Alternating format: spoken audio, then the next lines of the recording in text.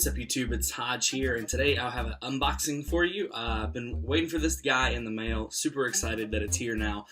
It is a Retron 5. I got a lot of old games that I have the consoles for, but one thing that I don't like about the consoles is it's hard to record them, obviously, but then also they look awful on a TV. So back about a year ago, I was at E3, and saw this console called the Retron 5, and I got to play one, and I'd heard about it, but I finally got to play one, and it was awesome, and I've been wanting to get one ever since, and I finally got one. So we're going to open it up and see what's inside. So here we go. So let's just pull the bottom packaging out here, open that up, and I've already opened up both of the sides here, so we should be able to just slide it right out. So let's do that. There we go. Right out of that box. Put that over there. Out of the way. So inside is this. This is what we got going on. It's really not that much going on in here. Obviously your power supply and all the plugs you might need if you're in different areas with different plugs. So that's cool that they include that. A lot of things don't take that into account, so that's cool. Pull that out of the way. Right here we have the cord for charging the controller, and we actually have an HDMI cable, which is good. A lot of things have gotten it that why don't you just give me a friggin' HDMI cable? So it looks like they have done that, so that's helpful. That means I don't have to go out and get one. The controller is here. Now, this controller is actually great. I was not sure. I mean, this is what it looks like. I wasn't sure how I would like it until I got to E3 and I got to hold one and play with one.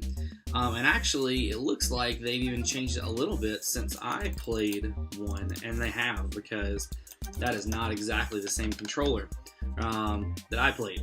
But that's good. That's a good thing. So, this is what it looks like. It connects wirelessly to the system, which is great. Also, by the way, and I'll show you when we get to the system, but you can plug in other controllers. What's great about this one is it's wireless. You have all your buttons here. It'll work for any game system. You have your shoulder buttons up top. This joystick is really where it's at. I don't know if you can hear it clicking, probably.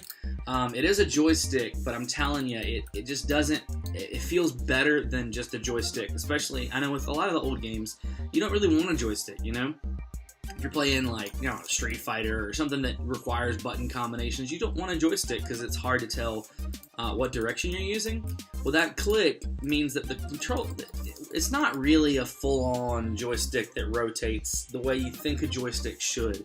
You can tell that it's working a D-pad under there, and you just feel a lot more of what you're doing, and it works. I don't really know how to explain it other than to tell you, pick one up and play it. Because that is definitely where it's at. You have your home, select start button. Home is going to get you home on the UI of the system, which I guess I need to show you a little bit later. So I'll work on trying to do that. And then we got, last but not least, the system. And obviously your instructions and stuff. Let me set this to the side and show you the system. This bad boy is where it's at. So I got a black one. They do make one in gray. It's gray and purple, or black and purple. I got black, not because it fits the retro motif. I like the gray better for that. The reason I got black is because all of my consoles in my living room are black. I plan on putting this console in my living room with all my other systems and keeping it connected to the television. So because of that, I got black for just aesthetic purposes. On the front of the console, you're going to see all of your ports. Down here, you're going to have your Famicom. So if you had Famicom games, you could play them right there. If you have NES, you can play NES in this next port. NES games will play, all top loading, by the way. The next one is SNES, so you can play your SNES games, Super Nintendo games, go right there in that port. And then back here, you have your Sega Genesis. And you can play all your Sega Genesis games. And apparently you can also, if you have the power dock or whatever it is for the Sega Genesis, you can play other Sega games. I think was it the Master System, I think? My retro game knowledge is failing me at the moment. Then you see that the system is a little bit longer than that. There's this little thing here. What is this? It's not a handle. What it is just a place for you to place your controller and to let your controller charge. And that's not how you do that, Josh. Nope. Yeah. I'm probably doing this terribly, horribly wrong. But there's a place for your controller to sit in the back here. There we go. I got it. I know how to work things. So yeah, there your controller can sit in the back if you want it to as you're charging it. Oh, I forgot one game. On the front, you have your GBA slot, and you can play Game Boy, Game Boy Color, Game Boy Advance games all through the front of this slot. On the side, I'll pull one of them up. You see there's your SNES controller ports. You got the other ones here too. You got NES and you got Genesis right there.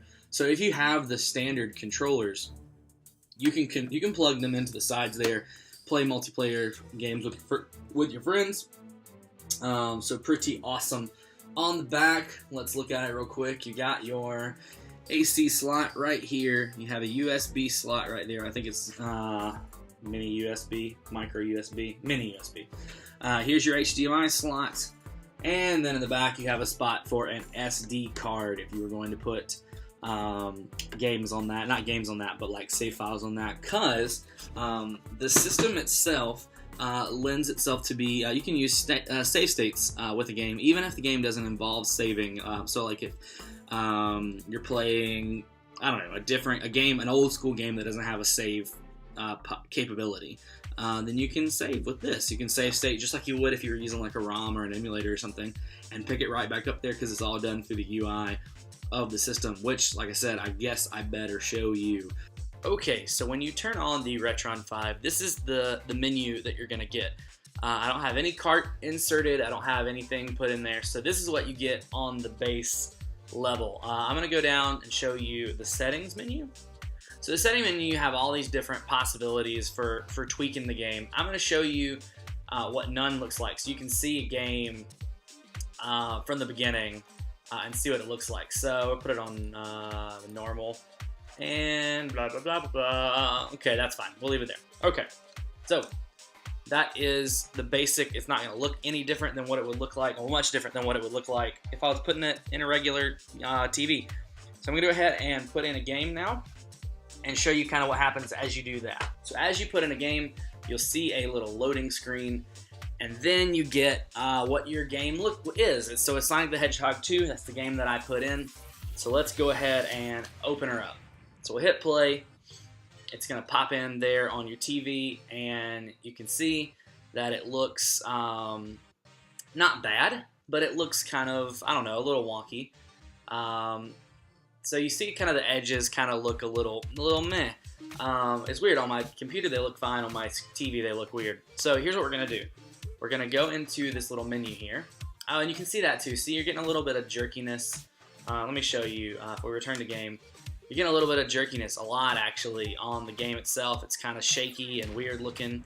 Again, not as weird looking on my computer as it is here, so I'm wondering if my capture card is doing something to it. Anyway, so we're going to hit that, and we're going to come down here to filter. And we're going to turn filter on. The best one I've found is this HQ2X. And that puts us, I think, in a good position. So let's try that and see what it looks like. So we'll go up to return to game. And it didn't do what I wanted it to do. So let's see. We'll go back to the main menu. Return to main menu. And we'll go to settings, because there's one we can't tweak here actually. I'm going to put this to stretch, so it'll stretch out the whole thing. And force. Okay, we're good to go. So back and play. So now it's going to fill up my whole screen, and it's going to look a little bit different. So let's do that. There we go. See, look at that. So now your game is not only filling up your whole screen, but it looks smooth as butter. And that's pretty much what this game system does. I've seen it do it for multiple games now. I've put in multiple games before I made this video just to see how it worked. And it is much cleaner, fills up your whole screen, and is just really good to go. So that's basically the Retron 5 in a nutshell. Obviously, I haven't spent a ton of time playing it. but I am enjoying what I see so far. And hopefully you've enjoyed this video, found it informative, etc., etc. If you're looking to get a Retron 5, I actually picked mine up at thinkgeek.com. You can go ahead and do that if you want. It's not a bad little deal to get what you're getting. If you have a lot of old games like I do, if you like old games like I do, then this is the thing for you. Check her out, and like I said, you can pretty much play any game on here. You know, given that it's one of the ones that it can play. So that's the Retron 5, guys. Hope you've enjoyed, and I'll see you later.